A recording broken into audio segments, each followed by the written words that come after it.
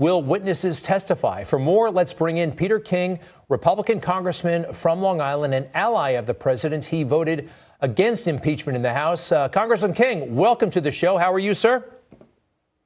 We're fine, Greg. Good to see you again. Good to see you. Listen, you're a lawyer. You know that anything can happen in a trial. Surprises do happen. Is there any possible way, in your opinion, that the president could go down in all this, could be convicted, could be removed from office? Is that even remotely possible? No, I mean, there's nothing foreseeable out there at all. I mean, all the evidence that has to be known is known. It's out there. There's no way they can ever get 67 votes in the Senate. I don't think they're going to get 50 votes in the Senate. So right now, unless something totally out of the blue occurs, the president is not going to be removed from office. You know, there's a theory out there, though, that, some people have been in Washington for a long time and aren't crazy about the president, even some Republicans. If this vote were held in secret, they might vote against the president. Do you buy that?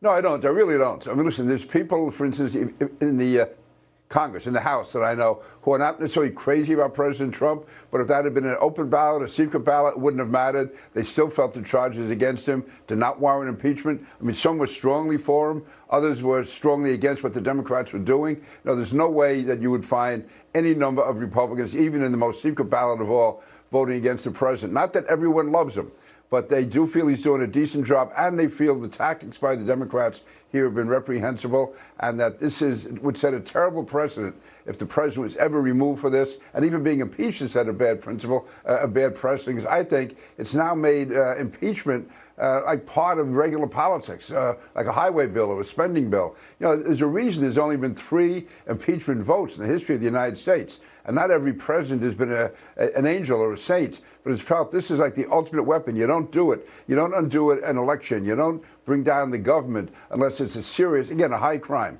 So we announced in our inaugural episode that this is a center-right program. I have said before on the show, I've read the letter, the transcript, rather. I do not see anything nearly impeachable. You work with Democrats. You like a lot of Democrats. They're friends of yours. When you look them in the eye, your House colleagues in particular, the ones who have actually read the transcript of the phone call, do they really think that it was conduct worthy of impeachment? I mean, in their heart of hearts, do they think that this is bad, or is it politics, in your opinion?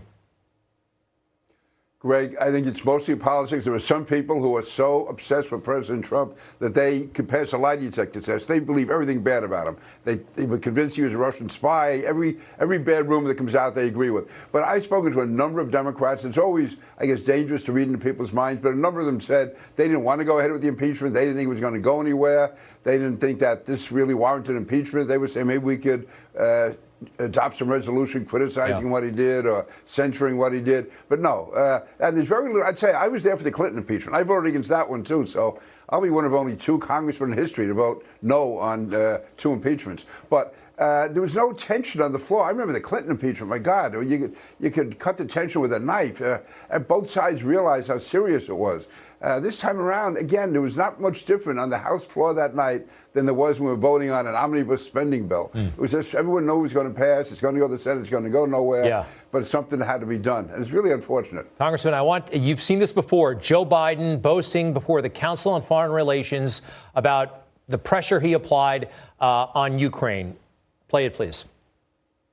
I guess the 12th, 13th time to Kyiv, and I was supposed to announce that there was another $1 billion loan guarantee. And I had gotten a commitment from Poroshenko and from Yatsenyuk that they would take action against the state prosecutor, and they didn't. So they said they were walking out to press conference. I said, no, I said, I'm not going to, or we're not going to give you the $1 billion. They said, you have no authority. You're not the president. The president said. I said, call him. I said, I'm telling you, you're not getting the $1 billion. I said, you're not getting the $1 billion. I'm going to be leaving here. And I think it was, 6 hours? I said, I'm leaving in 6 hours. If the prosecutor's not fired, you're not getting the money. Well, son of a bitch. Got fired. And they put in place someone who was solid.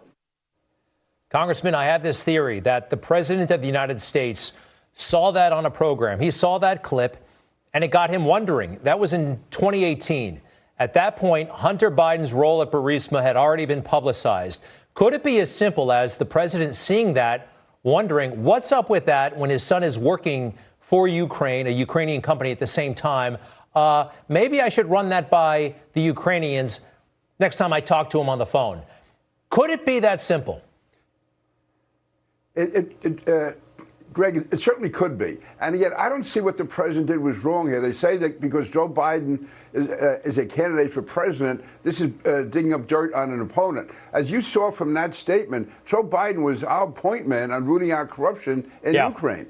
And for his son to be getting $50,000 a month, really for not doing much of anything, having no experience in that region, raises very, very serious questions. I mean, if this were the other way around, if that were President Trump and his two sons or his daughters involved in that, people would say right away, he's Ukrainian agent, this is corrupt. I thought the president was fully entitled to do what he did. Maybe he could have done it in a safer way, but it was a very legitimate question to ask. The big thing about the Trump children, they were international business people before their father ran for president. Hunter Biden was not. Congressman, thank you very much. By the way, good luck in the ring.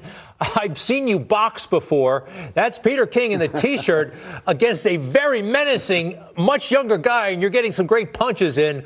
I know you do it for charity. It's great stuff, sir. Congressman King, thank you.